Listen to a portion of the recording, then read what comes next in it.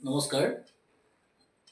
যোৱা শাৰদীয় দুৰ্গা পূজাৰ সময়ত হৰেকৃষ্ণ দাস ডাঙৰীয়াক আমাৰ চেনেললৈ মাতি আনি পেলাই তেখেতৰ মনৰ ভাৱ কিছুমান জানিবৰ কাৰণে চেষ্টা কৰিছিলোঁ।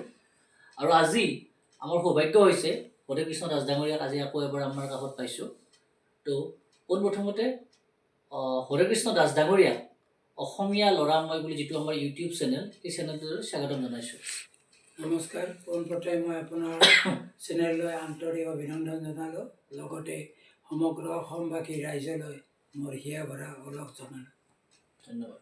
বাকী দাদা, আপুনি যথেষ্ট ব্যস্ততাৰ মাজত আজি আকৌ আমাৰ চেনেলৰ মজিয়ালৈ আহিছে। তো আচলতে আমাৰ এই চেনেলটোৰ জৰিয়তে আপোনাৰ কিছুমান মনৰ ভাৱ আমি দুৰ্গা পূজাৰ সময়ত, শাৰদীয় দুৰ্গা পূজা যেতিয়া চলি আছিলে তেতিয়া গম পাইছিলোঁ। আৰু আজি আপোনাৰ পৰা কিছুমান কথা জানিব পাৰিম, মানে আমাৰ আছে, জানিব লগা আছে। আচ্ছা, মই আপোনাক জানিব খুজিছোঁ, আপুনি কেতিয়াৰ পৰা গল্প কবিতা এইবিলাকৰ মাজলৈকে বা গল্প কবিতা কেতিয়াৰ পৰা আপুনি লিখা আৰম্ভ কৰিছিলে? পোনপ্ৰথমে মই গল্প কবিতা প্ৰায় অষ্টমমান শ্ৰেণীৰ পৰা লেখা আৰম্ভ কৰিছিলোঁ, আৰু তেনেকৈ দুই এটা আলোচনী দিছিলোঁ, পেপাৰত দিছিলোঁ।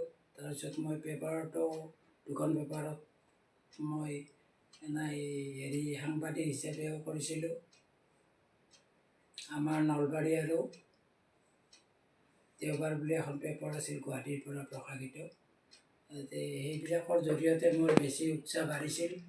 আৰু তাৰপিছত লাহে লাহে মই এদিন এটা সপোনত নভবা কথাবোৰ বাস্তৱত পৰিণত হৈছিল যে মই এখন গল্পবোৰ লিখি বঢ়িয়াকৈ ৰাখি দিছিলোঁ। আৰু এনেতে এজন ৰিপ্ৰেজেণ্টেটিভে মোৰ গুৱাহাটী আকাশবাণী কেন্দ্ৰত যুৱবাণী অনুষ্ঠানত এটা গল্প প্ৰচাৰ হৈছিল ৰেডিঅ'ত। ঠিক তেনেতে তেখেতে আহি এই গল্পটো শুনি মোক ক'লে, আপোনাৰ গল্প এটা স্ক্ৰিপ্ট দিব পাৰিব নেকি? তেনেতে মই ক'লোঁ যে বোলো স্ক্ৰিপ্ট দিব পাৰিম, কিন্তুতো আমি সাহিত্য সমাজ বহুত গম পাইছোঁ, স্ক্ৰিপ্টবিলাক নি পেলাই থৈ দিয়ে, কিতাপ বনালাই। পিছে আপুনি এবাৰ প্ৰমাণ চাওকচোন। ঠিক তেনেকৈ মই এদিন দিলোঁ। আৰু ব্যক্তিগৰাকীৰ নাম কি আছিলে? নৰেন্দ্ৰ নাথ দেৱবৰ্মা। তেখেত মানে আকাশবাণী গুৱাহাটীত কাম কৰিছিলে? নহয়, তেখেত ৰিপ্ৰেজেণ্টেটিভ আছিল। আৰু আকাশবাণীৰ জৰিয়তে তেখেত আছিল, মই অনাতাঁৰ শব্দটোৰ জৰিয়তে যোগাযোগ কৰিছিলোঁ। আৰু তেন্তে মোৰ গল্পৰ চিলেকশ্যন হোৱাত মই প্ৰগ্ৰেম তেনেকৈ কৰিয়ে থাকোঁ। আৰু প্ৰায় আপোনাক এইখিনিত এটা কথা সুধোঁ, আপুনিতো গল্প লিখিছে, আপুনি ধৰক এটা বা দুটা গল্পৰ নাম ক'ব পাৰিব নেকি আপুনি লিখা? গল্প? হয়। কবিতাৰ গল্পৰ নামটো লাগে? হয় হয়, কিবা আপুনি লিখা গল্পটো এনে বহুতেই আছে। নিসংগতাৰ বেদনা, এজাক বৰষুণৰ পিছত, তাৰপিছত আছে আৰু আৰ্তনাদ, মাছ নিশাৰ দেৱতাৰ গান। আচ্ছা আচ্ছা আচ্ছা, তেনেকৈ বহুতেই আছে। বহুত ভাল লাগিছে, বহুত ভাল লাগিছে। আচ্ছা, আপুনি এইমাত্ৰ এটা উল্লেখ কৰিছে কবিতা, মানে আপুনি কবিতা বুলি ক'লে, আচ্ছা আপুনি ভাল পোৱা এটা কবিতা আমাক গুণগুণাই দিয়কচোন। মই ভাল পোৱা বুলি ক'লে আপুনি গল্পৰ কথা ক'লে, গতিকে কবিতাৰ কথা অকণমান আপোনাৰ পৰা জানিব খোজোঁ। মোক সময়ৰ ভৱৰ কাৰণে সেই গল্পটো পাঠ কৰা নহ'ল। নিউজ 24 অসমে মোক এটা কবিতা লিখাৰ কথা কৈছিল, ঠিক শৰতৰ সময়ত। সেই শাৰদীয় উৎসৱতে মই এটা কবিতা লিখিছিলোঁ, সেইটোৱে শুনাই দিছোঁ। দিয়ক, ঠিক আছে, আপোনাৰ চাইলেণ্ট মাতি দিয়ক কবিতাটো। সেইদিনা আছিল শৰতৰ পূৰ্ণিমাৰ স্নিগ্ধ জোনাক নিশা। সেই শাৰদীয় জোনাকতে উলহ মালহেৰে মৃগনয়নী প্ৰীতিৰ শুভ বিবাহ।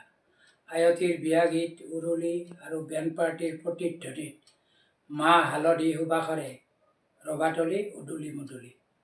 ধন্যবাদ, ধন্যবাদ। বহুত ভাল লাগিছে আপোনাৰ কবিতাটো শুনি পেলাই। আপোনাৰ এই কবিতাটোৰ জৰিয়তে এটা খুব সুন্দৰ, মানে অসমীয়া চহা জীৱনৰ কিছুমান ভাৱধাৰা প্ৰকাশ পাইছে, লগতে এটা প্ৰেমৰ অনুভূতি। আপুনি জীৱনত কেতিয়াবা প্ৰেমত পৰিছেনে? প্ৰেমত তেনেকৈ পৰা নাই, কিন্তু প্ৰেমৰ প্ৰতি মোৰ ভক্তি আছে আৰু মই প্ৰেম ভাল পাওঁ। প্ৰেম নাথাকিলে, কাৰণ আপোনাৰ কবিতাবিলাকতেই মানে প্ৰেমৰ কিছুমান গন্ধ পোৱা যায়। যিয়ে নহওক, আমি আকৌ প্ৰশ্ন কেইটাৰ মাজলৈ আহিছোঁ। আচ্ছা, গল্প কবিতাৰ উপৰিও আপুনি কিহৰ লগত ব্যস্ত? তেনেকৈ ক'লেতো মই বহুতেই ক'ব লাগিব, তথাপিও বেছিকৈ নকওঁ, অলপে কওঁ। পোনপ্ৰথমে মই ক'ব লাগিব, আমি 1992 চনত উৰুজ সাহিত্য সমাজ নামেৰে এখন হেৰি কৰিছিলোঁ, সৰু সাহিত্য সমাজ নামৰে, তাৰমানে অসম সাহিত্য সভাৰ অন্তৰ্গত এটা শাখা খুলিছিলে। শাখা কৰিছিলোঁ। আচ্ছা আচ্ছা।